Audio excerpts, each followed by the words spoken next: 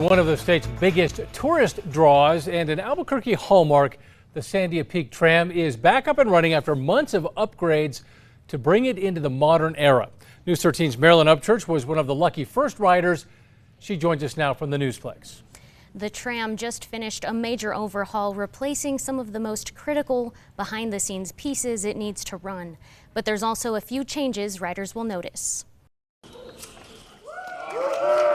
It's a celebration that's right on time for the Sandia aerial tram.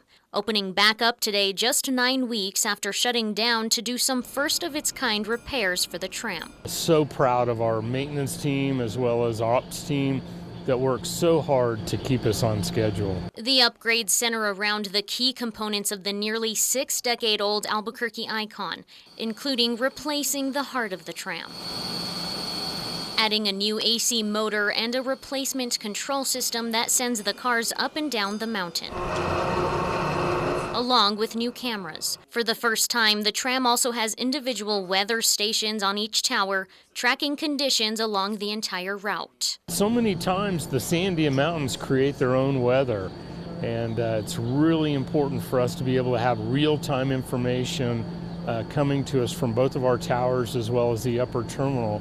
The tech upgrades not only allow for a faster trip that uses less power, it's also taken out some of the bumps. It was much faster, I noticed that, and it seemed smoother. So it was beautiful. It was a wonderful ride up.